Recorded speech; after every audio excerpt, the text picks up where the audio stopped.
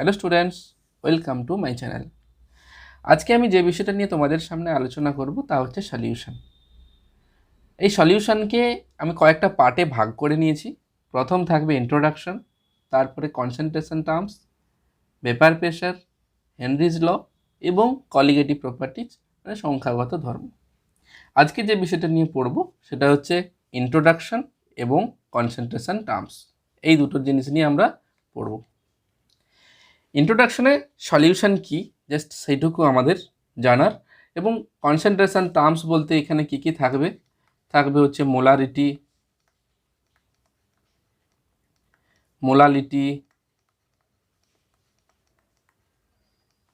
Normality এবং আরেকটি যেটা ইম্পর্টেন্ট পার্ট পার্সেন্টেজ, মানে সেটা W/W হতে পারে, পার্সেন্টেজ অফ ওয়েট W/W হতে পারে, W/V হতে পারে, V/V হতে পারে, এত কিছু হতে পারে। এবং আরও আছে মোল fraction, ppm, parts per million, এগুলোকে নিয়ে আলোচনা করব কনসেন্ট্রেশন টার্মস। মানে যে কোনো সলিউশনের কনসেন্ট্রেশন ডিটারমিন করতে গেলে যে টার্মগুলো খুবই জরুরি সেই টার্মগুলো নিয়ে আলোচনা করব। তাহলে চলে আসি মেন লেকচারে। দেখো, প্রথম যেটা দেখছি ইন্ট্রোডাকশন মানে কি, সলিউশন কি অ্যাকচুয়ালি? সলিউশন হচ্ছে একটা হোমোজিনিয়াস মিক্সচার, মানে সমসত্ব মিশ্রণ। কি বলছি? সলিউশন একটা হোমোজিনিয়াস মিক্সচার।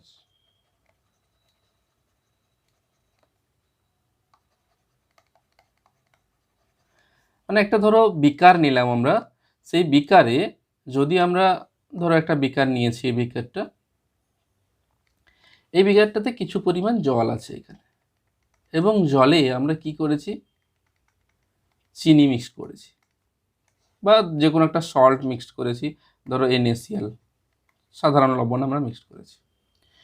তাহলে এইটা যদি হোমোজিনিয়াস বলতে কি বোঝায়? যদি আমরা এই কোণাতে একটা পোর্শন নিই, সেখানে যে পরিমাণ আয়নস আছে বা নম্বর অফ মোলস আছে, এবং পরে যদি এই পোর্শনটাও নিই সেখানেও নম্বর অফ মোল সেম থাকে, তবে আমরা বলতে পারি যে এটা হোমোজিনিয়াস মিক্সচার। বোঝা গেল? যে প্রত্যেকটা পোর্শন, এই পোর্শন বা এই কোণার পোর্শন বা উপরের পোর্শন, যাই পোর্শন নিই না কেন, তার ক্ষেত্রে যদি নম্বর অফ মোল সেম থাকে তখন তাকে বলবো আমরা হোমোজিনিয়াস মিক্সচার। এবার দেখো, মিক্সচার দুটো টাইপ হতে পারে, একটা হোমোজিনিয়াস, একটা হেটেরোজিনিয়াস। হেটেরোজিনিয়াস মিক্সচার কীরকম তাহলে? হেটেরোজিনিয়াস মিক্সচার ধরো আমরা করলাম কি, বালির দ্রবণ তৈরি করলাম। একটা বিকার নিয়েছি, বিকারে ধরো আমরা করেছি কি, বালির দ্রবণ তৈরি করেছি। এখানে বালি এবং জল রাখা আছে।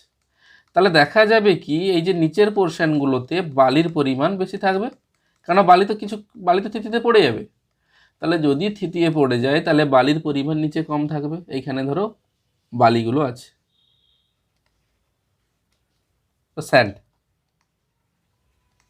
তাহলে এইখানে যদি বালিগুলো থাকে, উপরের পোর্শনটাতে কি আছে? জল আছে। তাহলে আমরা একটা পোর্শন যদি দেখি, এই পোর্শনটা নম্বর অফ মোল বেশি থাকবে, কিন্তু উপরের পোর্শনগুলোতে দেখি যদি নম্বর অফ মোলস কম থাকবে, তাহলে সেটা হোমোজিনিয়াস মিক্সচার আমরা বলতে পারি না, সেটাকে বলতে পারি কি, হেটেরোজিনিয়াস মিক্সচার।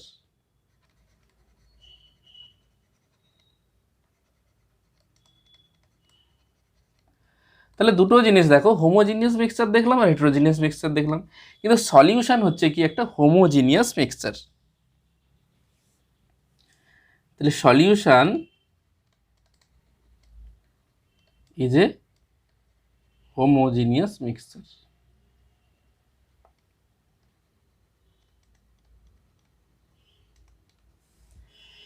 এবারে সলিউশন কি নিয়ে ফরমেশন হয়? সলিউশন দেখো দুটো জিনিস নিয়ে মেনলি ফরমেশন হয়। একটা হচ্ছে কি, সলভেন্ট, যেটাকে আমরা বলি দ্রাবক, এবং আরেকটা হচ্ছে সলিউট, যেটাকে বলি দ্রাবক। তাহলে এই এবং দ্রাবক, সলিউট এবং সলভেন্ট, এগুলো কি? দেখো, সলভেন্ট হচ্ছে, দেখতে দেখো বড় লাগছে সলভেন্ট, তাহলে সলভেন্ট এখানে দেখো বড় লাগছে দেখতে, আর সলিউটে ছোট লাগছে। তাহলে যার প্রপোর্শনটা সলিউশনের মধ্যে বেশি, সেটাকে বলবো আমরা সলভেন্ট। তাহলে যার প্রপোর্শনটা বেশি,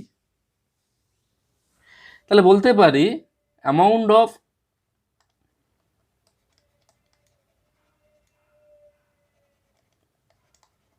amount of substance which exist in a greater proportion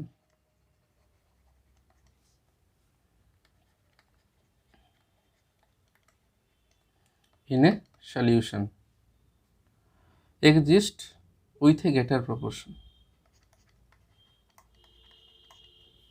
in a solution is called greater proportion, তাহলে সলভেন্ট, বা যেটা বেশি পরিমাণে থাকে সেটাকেই বলছি আমরা সলভেন্ট বা দ্রাবক। তাহলে এই গেল সলভেন্ট। এরপর চলে আসে সলিউট।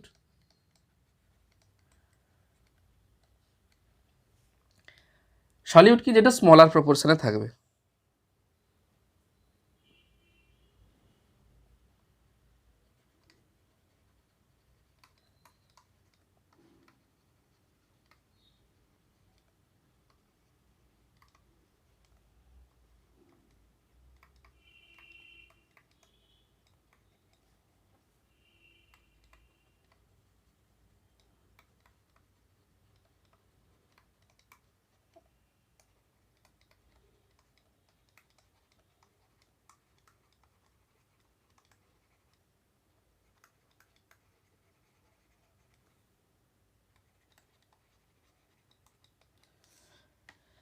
তাহলে দেখো, যেটা amount of substance which exist in a smaller proportion within a solution is called solute.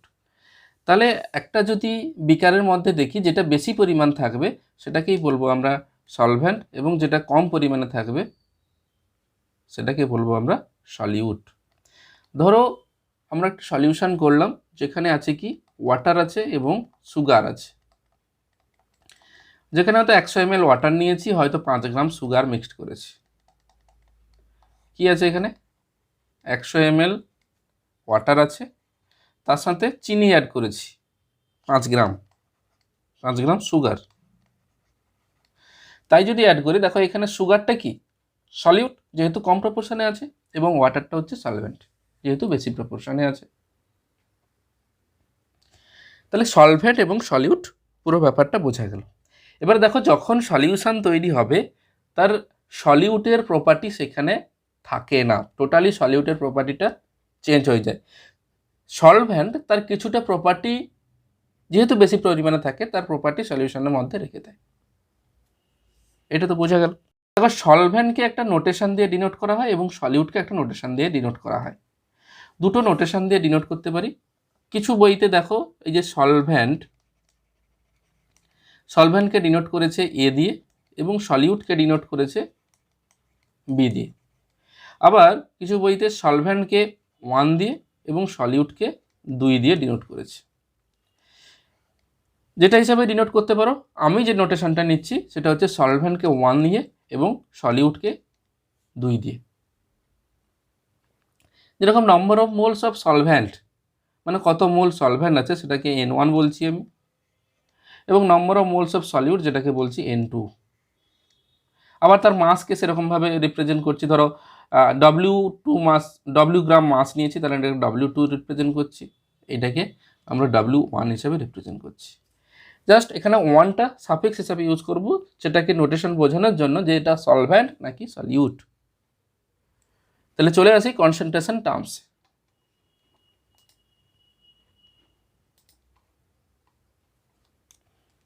খুব ইম্পর্টেন্ট পার্ট এটা অবশ্যই জানতে হবে। ক্লাস 11-এ তোমরা পড়েছো এবং 12-এর পোর্শনেও এই জিনিসটাকে জানতে হবে ভালো করে, কেননা এই পোর্শনটা খুবই কাজে লাগে। প্রত্যেকটা যখন চ্যাপ্টার পড়তে যাবে এই কনসেন্ট্রেশন টার্মসগুলো খুবই কাজে লাগবে। Concentration terms to determine the concentration of solution. এই কনসেন্ট্রেশন টার্মসগুলো কি কি? প্রথমে যেটা দেখব, percentage of mass by mass, percentage of mass by mass. এটা কি আবার? তোমাকে বলা আছে ধরো একটা সলিউশন দিয়েছে, এটাকে ডিফাইন কি করে করতে পারি? Percentage of mass by mass, এটাকে কি করে ডিফাইন করতে পারি? ডিফাইন যদি করি mass of solute by mass of solvent into 100, মানে দ্রাবের মাস ডিভাইড বাই দ্রাবকের মাস ইন্টু 100। তাহলে যদি ডিফিনেশন করি ডিফাইন্ড অ্যাজ, তাহলে এটাকে কী করে ডিফাইন করছি? Defined as the mass of solute present in 100 gram solvent, মানে কত গ্রাম দ্রাবক 100 গ্রাম দ্রাবকের মধ্যে দ্রবীভূত আছে। তাহলে percentage of weight, percentage of W by W equals to বলতে পারি mass of solute divide by mass of solvent, মানে এটা হচ্ছে দ্রাবক, এটা হচ্ছে দ্রাবক ইন্টু 100। তাহলে এই হচ্ছে পার্সেন্টেজ আসবে। ধরো তোমাকে বলা আছে 10% NaCl সলিউশন,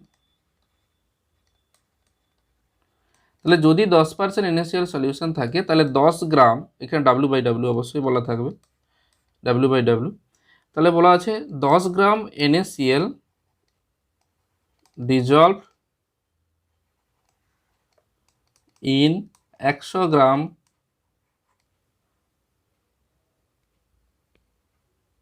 সলিউশন। এটা সলভেন্ট হবে না, এখানে হবে সলিউশন হবে,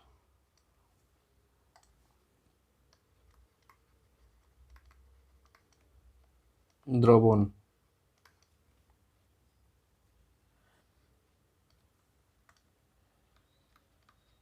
সলিউশন, তাহলে দেখো 10 গ্রাম NaCl ডিজলভ আছে কোথায়? 100 গ্রাম সলিউশনে। তাহলে সলভেন্টের মাস কত?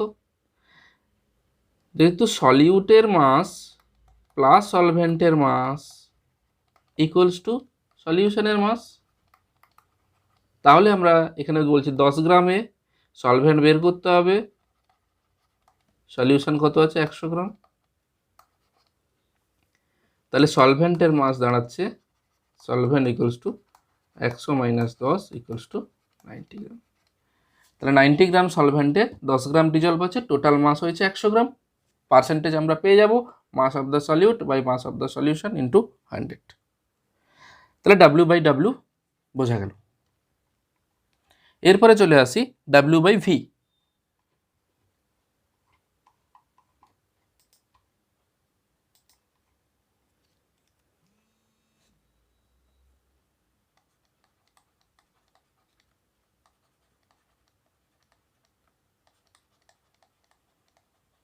মাস বাই ভলিউম, যেটা হচ্ছে ডাব্লিউ বাই ভি রিপ্রেজেন্ট করা হয়। ডাব্লিউ বাই ভি তাহলে কি? তাহলে এটা কি করে ডিফাইন করব আমরা?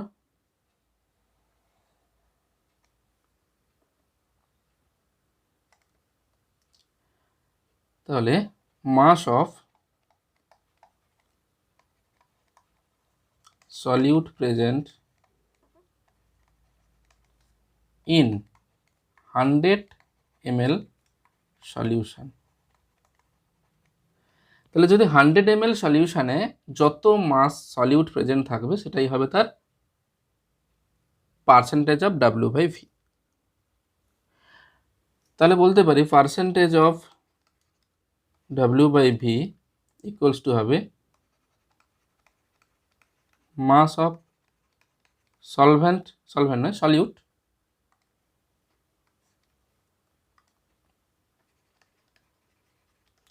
mass of solute divided by volume of solution into 100। তোমাকে বলা আছে 10% W by V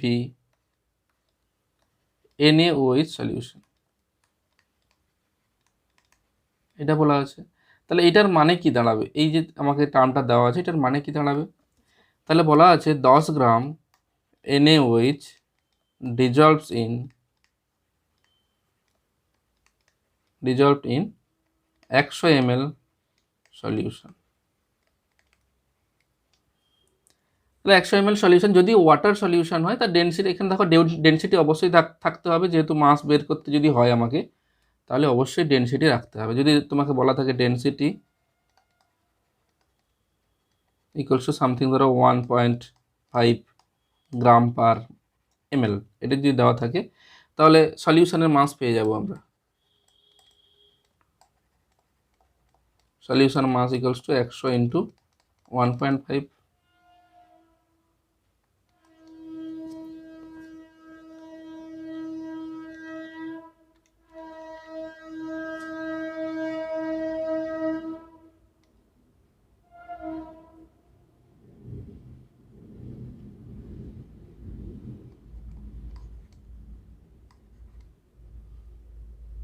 তাহলে দেখো সলিউশনের মাস পাবো 100 ইন্টু 1.5 ইকুয়ালস টু 150 গ্রাম। তাহলে 150 গ্রামের মধ্যে কত গ্রাম আছে? 10 গ্রাম। তাহলে mass of solvent equals to দাঁড়াবে 150 মাইনাস 10 ইকুয়ালস টু 140 গ্রাম। তাহলে এইভাবে আমরা percentage of mass W/V calculate করতে পারি। আরও আছে পার্সেন্টেজ অফ মাস V/V, যদিও V/V এতটা ইম্পর্টেন্ট নয় বাকিগুলোর থেকে। V/V বলতে পার্সেন্টেজ অফ V/V, এটা কি বলবো? তাহলে volume of solute resolve in 100 ml solution. তাহলে percentage of V/V equals to দাঁড়াবে volume of solute divide by volume of solution into 100। তাহলে ভলিউম অফ সলিউট কত দাঁড়াবে? ধরো তোমাকে বলা আছে 20% অ্যাসিটিক অ্যাসিড সলিউশন। দেখো অ্যাসিটিক অ্যাসিড সলিউশন মানে কি বোঝায়? অ্যাসিটিক অ্যাসিড তো লিকুইডই, তাহলে V/V, তাহলে 20 ml acetic acid dissolved in 100 ml water নয় 100 ml সলিউশন। তাহলে এখানে ভলিউম অফ সলিউট কি দাঁড়াবে? সলিউট নয় সলভেন্ট, ভলিউম অফ সলভেন্ট, তাহলে দাঁড়াবে 100 মাইনাস 20, তাহলে 80 ml। যদি ওয়াটার সলিউশন হয় তাহলে দেখো 20 ml আমার কি থাকছে? অ্যাসিটিক অ্যাসিড, প্লাস থাকছে 80 ml ওয়াটার, দিয়ে টোটাল হচ্ছে 100 ml সলিউশন। তাহলে ক্লিয়ার হলো পার্সেন্টেজ অফ V/V।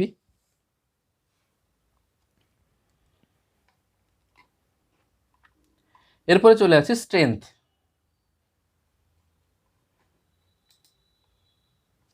স্ট্রেংথটা কি actually? It is defined as the mass of solute present in 1 litre solution. মানে অ্যাকচুয়ালি মাস বাই ভলিউম যেটাকে বলছি সেটাকেই আমরা স্ট্রেংথ বলছি। তাহলে চলে আসি কি স্ট্রেংথ।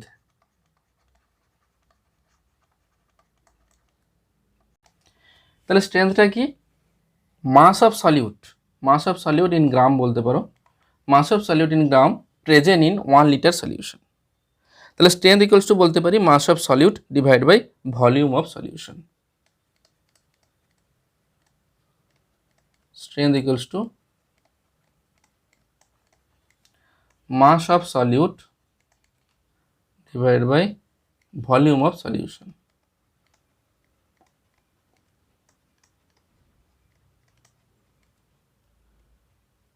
যতটা সলিউট আছে তার বা যদি ভলিউম অফ সলিউশন ইন লিটারে নিয়ে আসতে হবে, তাহলে ইন লিটার দিলে আমার চলে আসবে স্ট্রেংথ।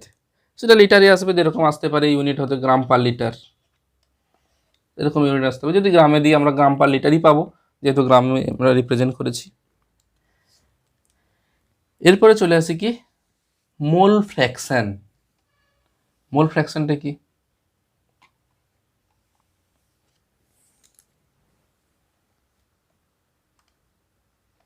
কি দেখছি আমরা? মোল ফ্র্যাকশন। মোল ফ্র্যাকশন মানে কতটা মোল আছে টোটাল মোলের মধ্যে, সেটাই ফ্র্যাকশন বোঝাবে। যেরকম ছোটবেলায় করেছি আমরা, একটা বাড়ি এত পার্সেন্ট রং করেছি, মানে ধরো 1/3 রং করেছি, মানে 1/3 বলতে কি বলছি, টোটাল বাড়িটা 1 ভাগ, তার 1/3 রং করেছি, বাকিটা ফাঁকা পড়ে আছে। তাহলে সেই যে ফ্র্যাকশন 1/3, এইটাকে বলছি আমরা মোল ফ্র্যাকশন হিসেবে যদি রিপ্রেজেন্ট করছি, এটা মোল ফ্র্যাকশন। তাহলে কি করে আমরা ডেফিনেশন হিসেবে কি বলতে পারি? তাহলে ইট is defined as the ratio of number of moles of solute and solvent present in the solution to that of the total mole of solvent and solute present in the solution. ধরো মোল fraction of solute আমরা বার করব, মোল fraction of solute. তাহলে mole fraction of যদি solute বের করতে চাই আমরা, তাহলে কি পাবো? Moles of solute divide by total mole, মানে moles of solute plus moles of solvent, moles of solute plus moles of solvent. সেরকম যদি সলিউটের ক্ষেত্রে যদি বার করি, মোল ফ্র্যাকশন অফ সলিউট বের করেছি আমরা, যদি সলভেন্ট বের করি তাহলে কি আসবে? Moles of solvent divide by moles of solute plus moles of solvent.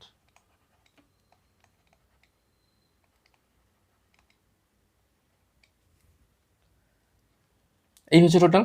তাহলে মোল ফ্র্যাকশন এইভাবে বের করতে পারি। দেখো আমরা আগে রিপ্রেজেন্ট করেছি N1 কি? N1 হচ্ছে নম্বর অফ মোলস অফ সলভেন্ট এবং N2 হচ্ছে নম্বর অফ মোলস অফ সলিউট, এভাবে রিপ্রেজেন্ট করেছি। তাহলে মোল ফ্র্যাকশন, যেটাকে আমরা কাই দিয়ে রিপ্রেজেন্ট করি, কাই অফ, ধরো আমরা সলভেন্ট, তাহলে সলভেন্টকে কী দিয়ে রিপ্রেজেন্ট করব? কাই অফ 1 ইকুয়ালস টু লিখবো তাহলে কি? N1 by N1 plus N2, এবং কাই 2 যেটা হচ্ছে mole fraction of solute equals to N2 by N1 plus N2।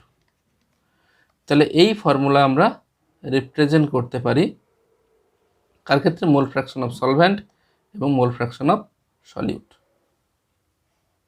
এই দুটো ফর্মুলা। এবং দুটোকে যদি অ্যাড করে দিই আমরা, x1 প্লাস x2 বা কাই 1 প্লাস কাই 2, x1 বলছি, কাই 1 প্লাস কাই 2, তাহলে N1 by N1 plus N2 plus N2 by N1 plus N2। তাহলে কি হবে এখান থেকে? এখান থেকে হবে কি? N1 plus N2 divide by N1 plus N2, তাহলে ইকুয়ালস টু 1 দাঁড়াবে। তাহলে mole fraction, total mole fraction সবসময়ের জন্য 1 হবে। সলিউট এবং সলভেন্টের মোল ফ্র্যাকশন যদি অ্যাড করি সেটা 1 আসবে। আবার একটা জিনিস দেখো, এটা তো দেখলাম, এবার যদি x1 বাই x2 করি তখন কি হবে? কাই 1 বাই কাই 2 বা x1 বাই x2, আমরা xই বলে নিই না, এখানে x এর মতো দেখতে।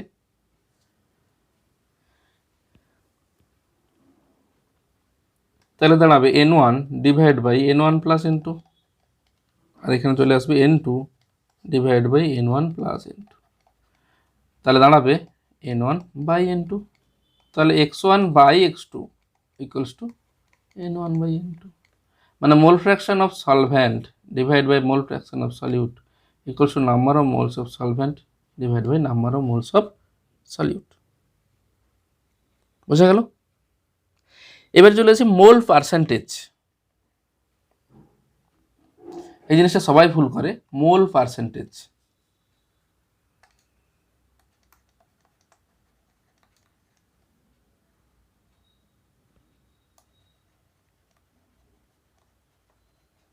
মোল পার্সেন্টেজটা কি? সলিউটের ক্ষেত্রে যারা বার করবো আমরা, মোল percentage of solute,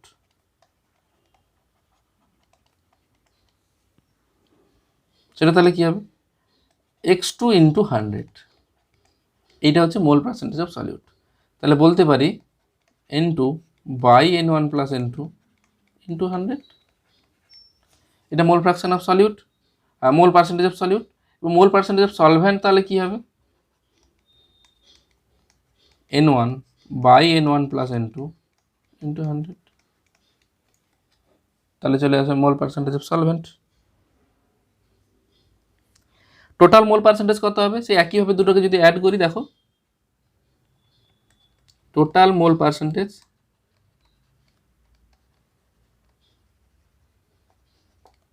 equals to দাঁড়াবে N2 by N1 plus N2 into 100 plus N1 by N1 plus N2 into 100। তাহলে 100 কমন চলে যাবে আর ওটা 1 চলে আসবে, তাহলে 100 আসবে। এবার চলে আসি মোলারিটি।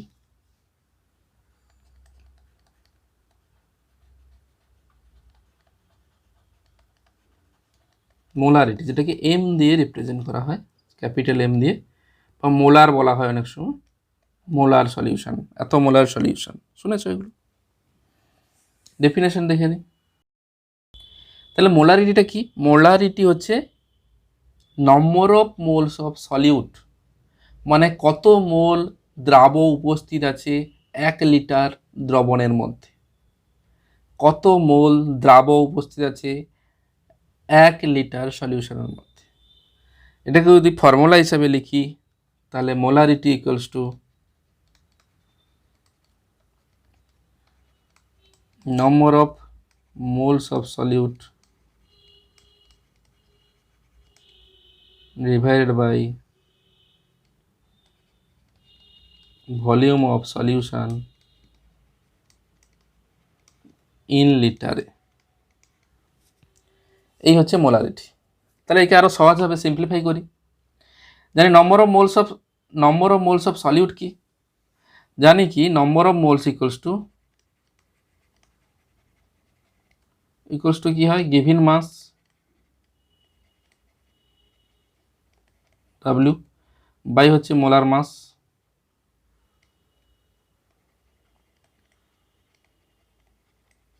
M। তাহলে এটা সলিউটের ক্ষেত্রে আমরা কি লিখতে পারি, W2 divide by M2 divide by হচ্ছে volume of solution in litre আছে, আমরা ml এ করছি, তাহলে volume of solution in ml এ করছি, তাহলে ডিভাইড বাই 1000 হবে, ডিভাইড বাই 1000। তাহলে ইকুয়ালস টু চলে আসছে W2 by M2 into 1000 divide by V in ml। তাহলে volume of solution, V of solution in ml এ আসবে। তাহলে এই হচ্ছে অ্যাকচুয়াল ফর্মুলা। তাহলে কি এলো, মেন যে ফর্মুলাটা দাঁড়ালো, তাহলে molarity M equals to W2 by M2 into 1000 by V। তাহলে এই হচ্ছে ফর্মুলা, এটা হচ্ছে মোলারিটির ফর্মুলা।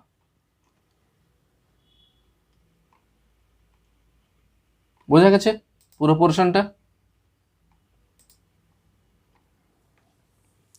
তাহলে কয়েকটা প্রবলেম করলে ঠিকঠাক করে বসে যাবে। ধরো তোমাকে দেওয়া আছে 1 মোল NaOH solution present in 1 litre solution. Simple, একবারে সিম্পল। কি দেওয়া আছে, 1 মোল NaOH dissolved in 1 litre solution. তাহলে এটা কি বলতে পারি আমরা, 1 মোলার সলিউশন, কেন 1 মোল পার 1 লিটার, তাহলে হয়ে যাবে 1 মোল পার লিটার, অর বলতে পারি 1 মোলার। তাহলে এটা হয়ে যাচ্ছে 1 মোলার সলিউশন। কিন্তু তোমাকে আরেকটা ধরো প্রবলেম দেওয়া আছে। প্রবলেমটা কীরকম, ধরো তোমাকে দেওয়া আছে 2 গ্রাম NaOH dissolves in 250 ml solution. তাহলে কি করে এখানে মোলারিটি বের করবে? তাহলে আমাদের ফর্মুলা লাগিয়ে দিই, molarity equals to W2 by M2। W2 কত দেওয়া আছে, 2 গ্রাম। M2 এর মোলার মাস বের করতে হবে, তাহলে মোলার মাস কত হবে 23 প্লাস 16 প্লাস 1, তাহলে 40। তাহলে 40 গ্রাম পার মোল ইন্টু হবে কি 1000 ডিভাইড বাই 250, তাহলে ইকুয়ালস টু দাঁড়াবে কি, যদি আমরা ক্যালকুলেশন করি এটা আসবে 4 4 10 আসবে, 10 দিয়ে 2 দিয়ে কাটলে 5 আসবে, তাহলে 5 এলো। তাহলে 1/5, 1/5 মানে 0.2 মোলার। তাহলে সলিউশনের মোলারিটি কত দাঁড়ালো 0.2। তাহলে আশা করি পুরোটা বোঝা গেছে। আরেকটা কোশ্চেন যেটা তোমরা আমাকে কমেন্ট সেকশনে অবশ্যই করে জানাবে অ্যান্সার কি এলো তোমাদের কাছে। কোশ্চেনটা হচ্ছে এই 0.63 gram oxalic acid, COOH oxalic অ্যাসিডের ফর্মুলাটাও লিখে দিচ্ছি। Oxalic acid dissolves in 250 ml solution.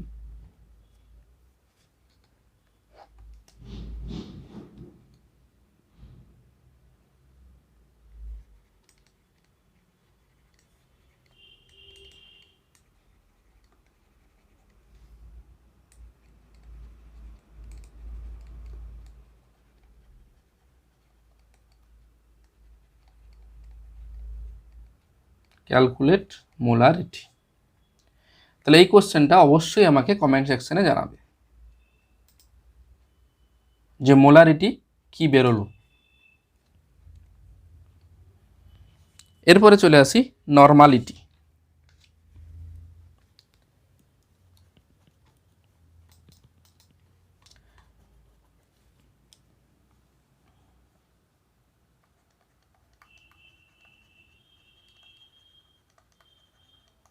Normality যেটাকে ক্যাপিটাল এন দিয়ে রিপ্রেজেন্ট করা হয়। নর্মালিটি কি, ইট ইজ ডিফাইন্ড অ্যাজ দ্য, তাহলে কি number of gram equivalent solute. Gram equivalent মাসটা কি, নম্বর of gram equivalent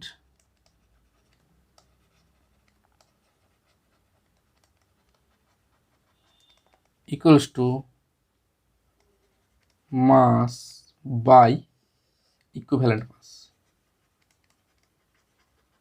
equivalent mass, এটা হচ্ছে নম্বর অফ গ্রাম ইকুইভ্যালেন্ট। এবারে চলে আসি ইকুইভ্যালেন্ট মাসটা কি, তাহলে ইকুইভ্যালেন্ট মাস এইটা খুব important part. Equivalent mass equals to molar mass তো থাকছেই, মোলার মাস ডিভাইডেড বাই কি থাকবে ভ্যালেন্স ফ্যাক্টর। আবার ভ্যালেন্স ফ্যাক্টরটা কি, এই ভ্যালেন্স ফ্যাক্টর হচ্ছে কোনো অ্যাসিডের বেসিসিটি হতে পারে,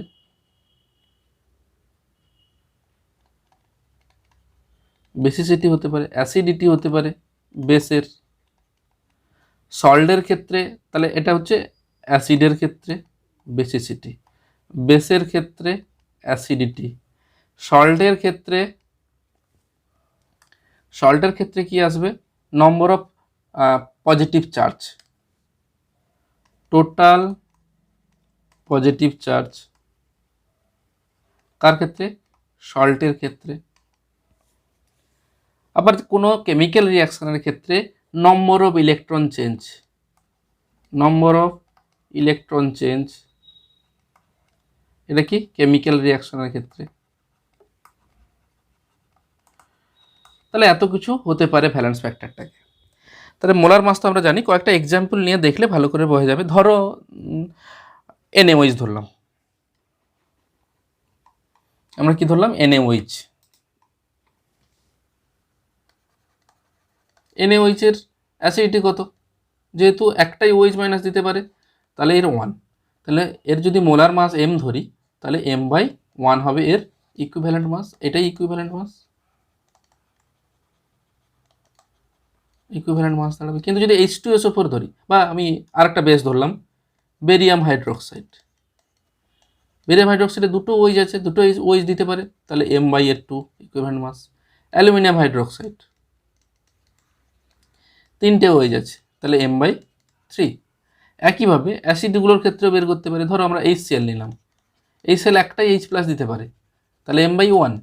H2SO4 দুটো H+ দিতে পারে, তাহলে m/2। ধরো H3PO4 কতগুলো H+ দিতে পারে, এখানে তিনটে H+ দিতে পারে, তাহলে m/3।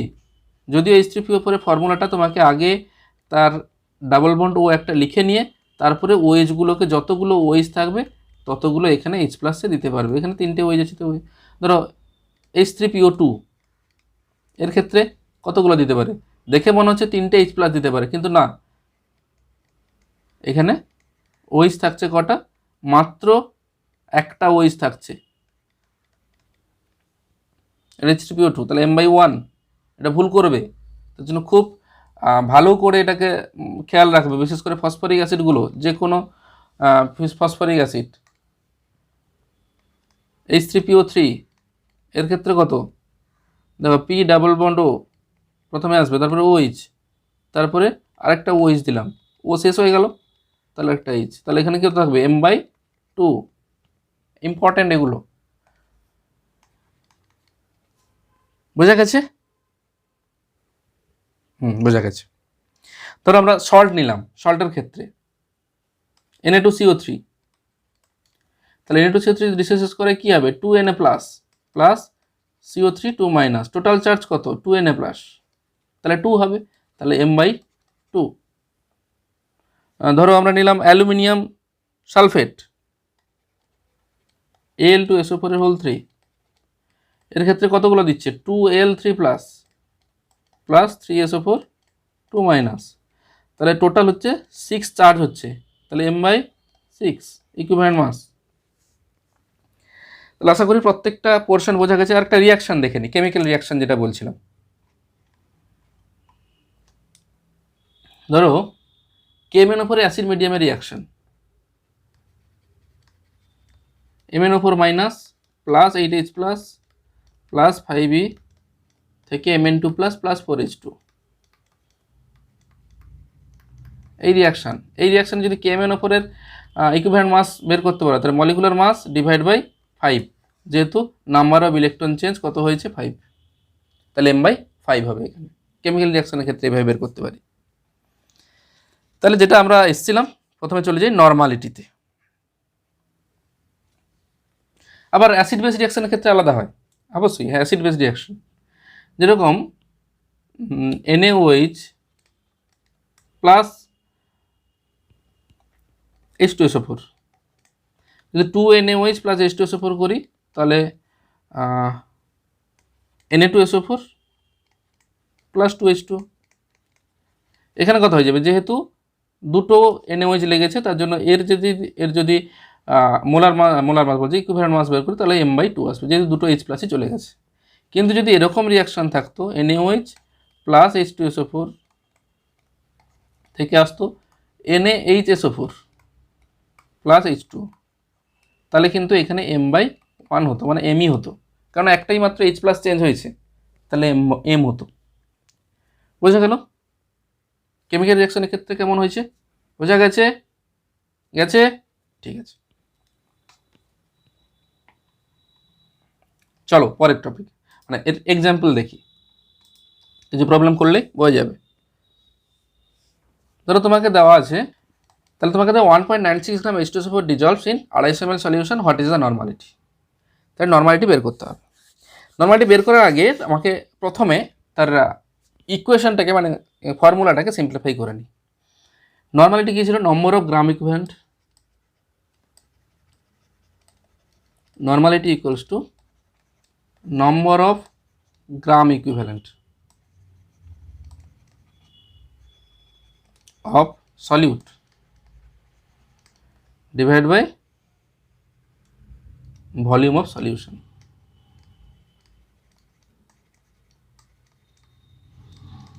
Volume of solution in লিটারে আসছে। তো number of gram equivalent equals to কী দেখলাম, W বাই হচ্ছে ইকুইভ্যালেন্ট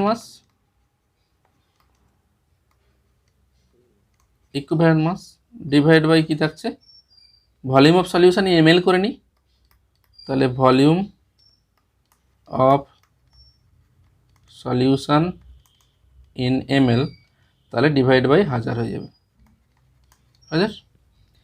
তাহলে আবার দেখো এটা ডাব্লিউ কার ছিল সলিউটে, তাহলে W2 ধরে নিই, ডিভাইড বাই কি আসছে gram equivalent weight. Equivalent weight কিছু molecular mass divide by n factor n, তাহলে মলিকুলার মাস কার সলিউটের M2 divide by n factor into volume of solution in ml, তাহলে V ব্র্যাকেটে থাকছে ইন ml ডিভাইড বাই 1000। তাহলে যদি আরও সিম্পলিফাই করি তাহলে n into W2 by M2 into 1000 divide by V। তাহলে নর্মালিটি ইকুয়ালস টু দাঁড়ালো আমার যে মেন ফর্মুলা n ফ্যাক্টর মধ্যে যেটা ভ্যালেন্স ফ্যাক্টর বলছি, valence factor into W2 into 1000 divide by M2 into V। n না লিখে এখানে x লিখো, x লিখলে সব থেকে সুবিধা হয়। এখানটা আমরা x লিখে নিই, কারণ nটা নম্বর অফ মোলসের সাথে মিশে যাবে, তার জন্য এখানে x লিখে নিই। তাহলে x into W2 by M2 into 1000 by V। তাহলে এই ফর্মুলাতে আমরা উপরের যে কোশ্চেনটাকে বসিয়ে দেবো। তাহলে দেখো কি আসবে, তাহলে নর্মালিটি ইকুয়ালস টু দাঁড়াবে x কত এখানে x বলো H2SO4, H2SO4 এর ক্ষেত্রে x equals to 2 into 1.96 divide by H2SO4 এর মলিকুলার মাস, এই হচ্ছে 2 প্লাস হচ্ছে সালফার 32 প্লাস হচ্ছে 64, 16 4 64 64, তাহলে টোটাল আসবে 98, তাহলে ডিভাইড বাই 98 ইন্টু 1000, ভলিউম কত 250 ml। এবারে আমাকে দেখতে হবে অ্যাকচুয়াল আসে কি 4। আচ্ছা 4 যদি আসে, এইটা যদি মাল্টিপ্লাই করি আসবে 0.02, তাহলে টোটাল আসবে 0.16 নর্মাল। দেখো 4 দুনে 8 দুনে 16, 0.16 নর্মাল। ক্লিয়ার হয়েছে? পুরো ক্লিয়ার হয়নি? ক্লিয়ার? দেখো পরের কোশ্চেনে ক্লিয়ার হয়ে যাবে। জাস্ট ফর্মুলা আমরা পুট করেছি H2SO4 এর n ইকুয়ালস টু 2, তাহলে 2 বসিয়েছি, 1.96 গ্রাম দেওয়া ছিল 1.96 গ্রাম বসিয়েছি, মোলার মাস 98 বসিয়েছি, 250 ml ছিল 250 ml দিয়েছি, আর 1000 তো আমার ফর্মুলায় আছে, তাহলে 0.16 নর্মাল। পরের কোশ্চেন চলে আসে।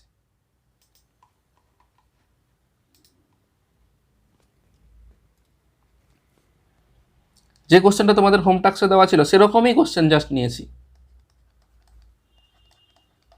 0.63 gram oxalic acid,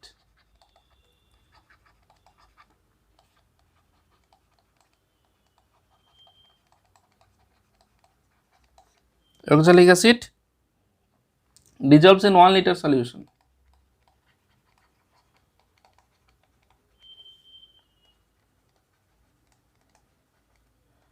What is the normality?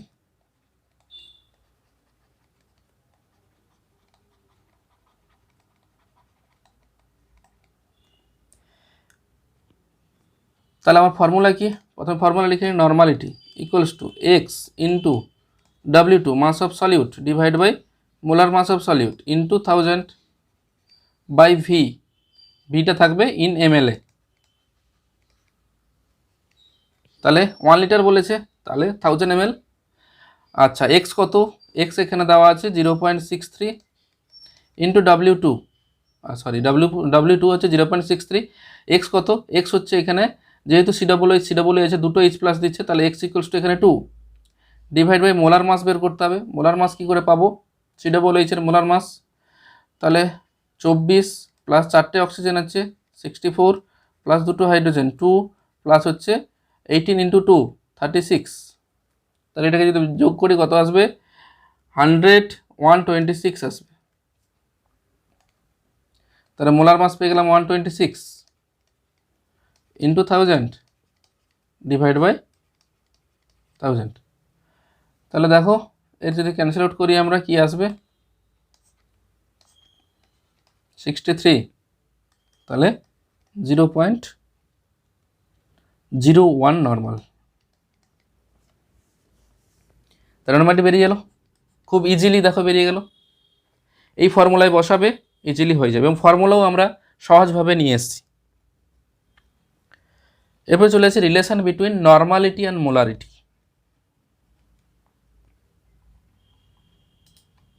প্রথমে মোলারিটি কী ছিল?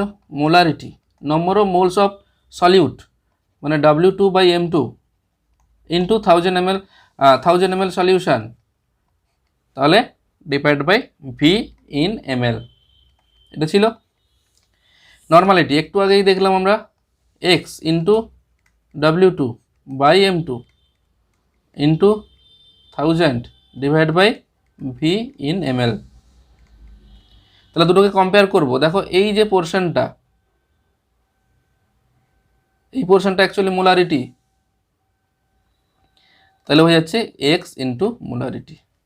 তাহলে N equals to X into molarity, তাহলে normality equals to X into valence factor, মানে ভ্যালেন্স ফ্যাক্টর ইন্টু মোলারিটি। খুব সহজেই দেখো আমরা রিলেশনটা বের করে নিতে পারলাম।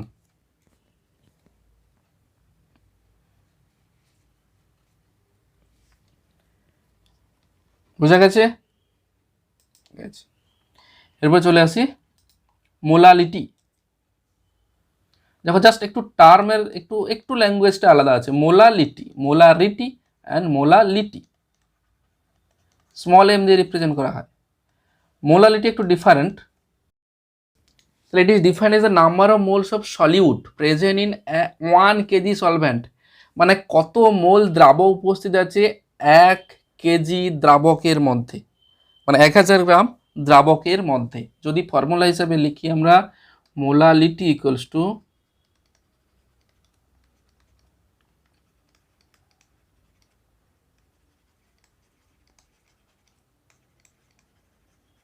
number of moles of solute divided by mass of solvent। এখানে কিন্তু সলিউশন নেই, mass of solvent in kg। এটাকে সিম্পলিফাই করলে কি আসবে? number of moles of solute W2/M2, এটা তো জানি আমরা, divide by mass of solvent in kg, mass of solvent, তাহলে mass of solvent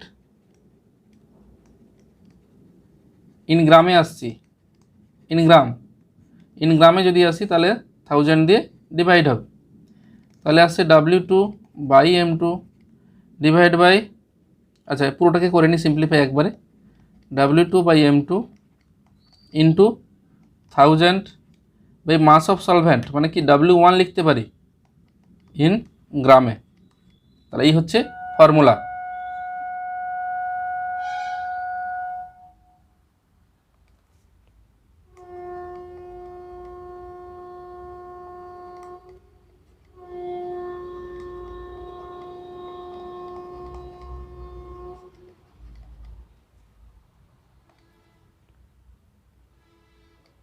তাহলে দেখো ফর্মুলা হচ্ছে molarity equals to W2/M2 into 1000 divide by W1। এই হচ্ছে মোলালিটির ফর্মুলা। বোঝা গেছে? তাহলে ফর্মুলা বোঝা গেছে, M equals to W2/M2 into 1000 by W1। তাহলে মোলালিটির এই ফর্মুলা থেকে আমরা কোশ্চেন্স করতে পারবো। চলে আসি কোশ্চেনে। দেখো এই question, 53 gram NaCO3 dissolve in 500 ml water, what is the molality? Formula আমরা জানি, মোলালিটির formula M equals to W2/M2 into 1000 divide by W1। এখানে দেখো এত ml ওয়াটার দিয়েছে, আমরা যদি ডেনসিটি 1 ধরে নিই, নাহলে ডেনসিটি আমাদেরকে অবশ্যই দিতে হবে, ডেনসিটি না থাকলে প্রবলেমটা করা যাবে না। তাহলে যদি ডেনসিটি দেওয়া থাকে, এখানে ডেনসিটি ধরো দেওয়া আছে 1 গ্রাম পার ml, তাহলে আমরা করতে পারবো, আদারওয়াইজ করতে পারবো না প্রবলেমটাকে। তাহলে কি দেওয়া আছে? W2 কত? 53 গ্রাম। Na2CO3 এর মাস,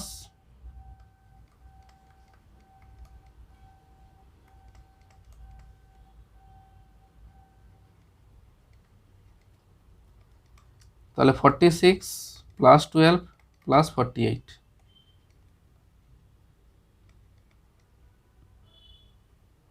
তাহলে 106 গ্রাম।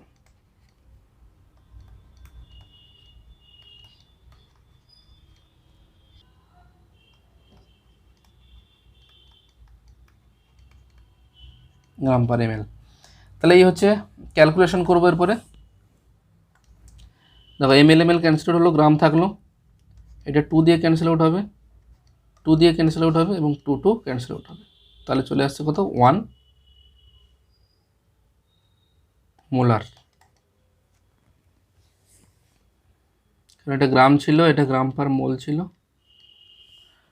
তাহলে 1 মোলার চলে আসবে। মোল পার লিটারে আসবে, হ্যাঁ মোল পার কেজি আসবে, সরি, এর ইউনিট হচ্ছে মোল পার কেজি, এটা হচ্ছে ইউনিট। তাহলে প্রবলেম 1 ক্লিয়ার। এরপরে চলে আসি ppm। ppm হচ্ছে পার্টস পার মিলিয়ন।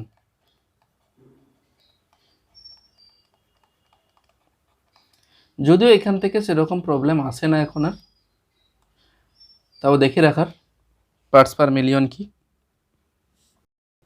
তাহলে ppm কখন ইউজ করা হয়? Used only when amount of solute present in smaller amount।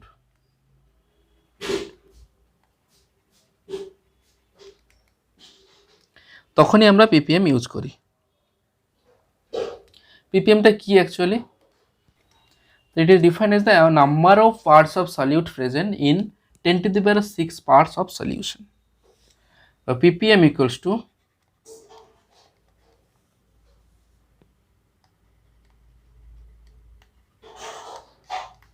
mass of solute in gram divided by mass of solution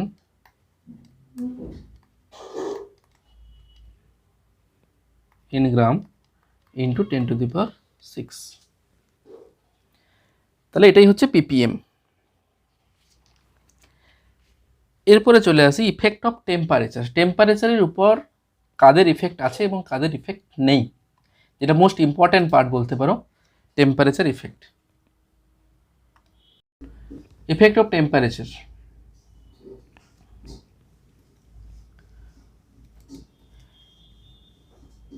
effect of temperature খুব most important part.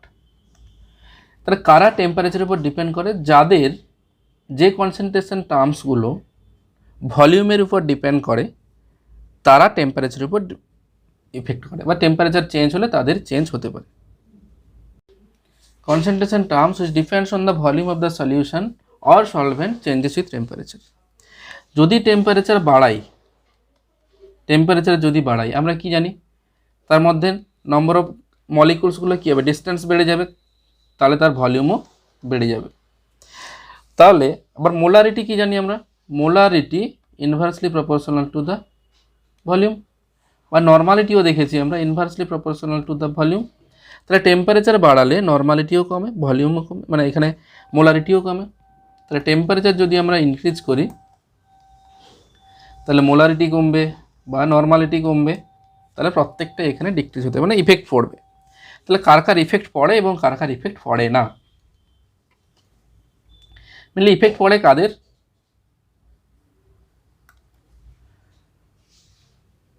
Molarity ভলিউমের উপর depend করে, normality ভলিউমের উপর depend করে, তারপরে কি আসছে? Strength volume dependent, volume percentage স্ট্রেংথের উপর ডিপেন্ড করে, W/V পার্সেন্টেজ স্ট্রেংথের উপর মানে ভলিউমের উপর ডিপেন্ড করে, V/V পার্সেন্টেজ ভলিউমের উপর ডিপেন্ড করে।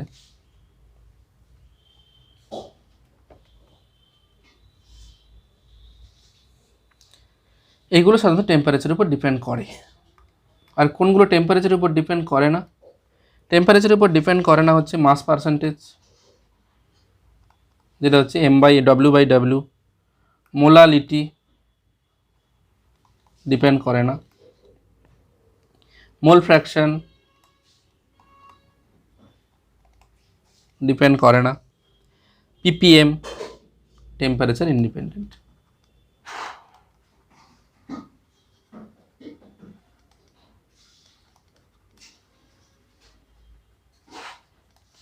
আর এর হচ্ছে টেম্পারেচার ডিপেন্ডেন্ট।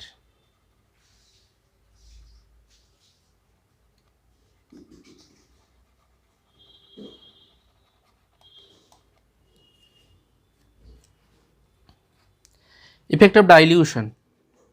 ডাইলিউশনের উপরে কি ইফেক্ট ফেলে? যদি আমরা ডাইলিউশন করি তাহলে কী হবে? ভলিউম বেড়ে যাবে। ভলিউম বেড়ে গেলে ভলিউমের সাথে যেহেতু ইনভার্সলি প্রপোর্শনাল, তাহলে মোলারিটি কমে যেতে পারে।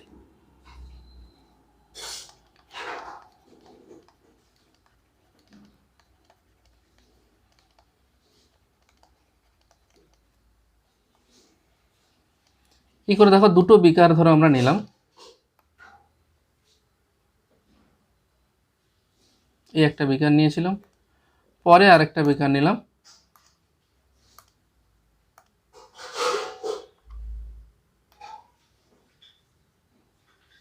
ধরো বিকারটায় আমরা ভলিউমটা চেঞ্জ করে ফেলেছি। তাহলে দেখো প্রথমটাই ধরো আমার এখানে ছিল M1 কনসেন্ট্রেশন ছিল এবং তার ভলিউম ছিল V1, M1 ছিল, তার ভলিউম ছিল V1। পরেরটা যেটা এসছে এখানে বেড়েছে, যেটা হয়েছে M2 এবং তার ভলিউম হয়েছে V2। তাহলে এখানে আমরা কিভাবে ক্যালকুলেশন করতে পারি? তাহলে M1 V1 equals to M2 V2, এইভাবে আমরা তার মোলারিটি ক্যালকুলেশন করতে পারি। ধরো এটা দেওয়া আছে 2 মোলার, তার ভলিউম ধরো 10 ml দেওয়া আছে। এটা ধরো আরও আমরা 10 ml অ্যাড করেছি, মানে 20 ml হয়েছে। এর মোলারিটি আমাকে বের করতে হবে। তাহলে 2 × 10 ইকুয়ালস টু M ইন্টু, মানে M2 × 20। তাহলে M2 ইকুয়ালস টু আসবে কত? 1। তাহলে মোলারিটি আসবে কত? তার 1 আসবে। তাহলে সহজেই এইভাবে ক্যালকুলেট করা যেতে পারে। আবার ধরো দুটো আমরা মোলারিটিকে মিক্সড করেছি, কীরকম করে? ধরো দুটো সলিউশন ছিল, এখানে একটা সলিউশন ছিল আর একটা সলিউশন এখানে ছিল, দুটোকে মিক্সড করেছি, আমরা আর একটা সলিউশন পাচ্ছি, রেজাল্টেন্ট এটা। এটার ছিল ধরো M1 V1, তার M1 ছিল, তার ভলিউম V1 ছিল, এটা ছিল M2 V2, পরেরটা হয়েছে M3 V3। তাহলে লিখতে পারি M1 V1 plus M2 V2 equals to M3 V3। এই হচ্ছে তার ফর্মুলা। কোনো একটা রিয়াকশানের ক্ষেত্রে কী করে বের করতে পারি? কেমিক্যাল রিয়াকশানের ক্ষেত্রে, তাহলে ফর কেমিক্যাল রিয়াকশন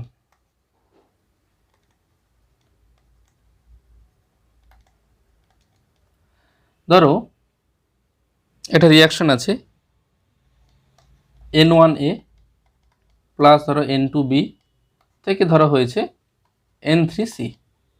এর ক্ষেত্রে আমরা কেমিক্যাল রিয়াকশনের ক্ষেত্রে ধরো A এবং Bর ক্ষেত্রে আমরা কম্পেয়ার করব তার মোলারিটি। তাহলে লিখতে পারি M1 V1 by N1 equals to M2 V2 by N2। তাহলে কি কোনো কেমিক্যাল রিয়াকশনের ক্ষেত্রে এই ফর্মুলা থেকে আমরা ক্যালকুলেট করতে পারবো।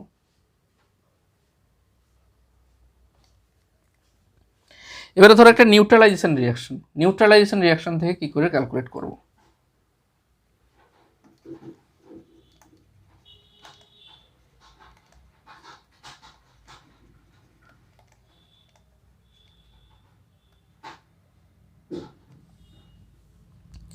নিউট্রালাইজেশন রিয়াকশনের ক্ষেত্রে ধরো একটা ধরলাম অ্যাসিড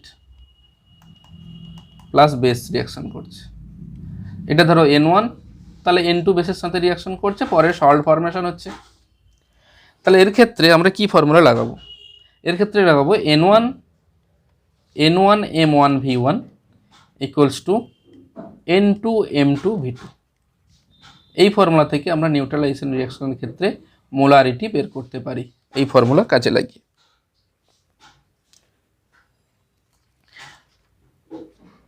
আশা করি প্রত্যেকটা টপিক বোঝা গেছে। পরের ভিডিওতে আমরা নিয়ে আসব ভেপার প্রেশার তারপরে পরপর করে যেরকম আমাদের শিডিউল ছিল আসবে। Thanks for watching.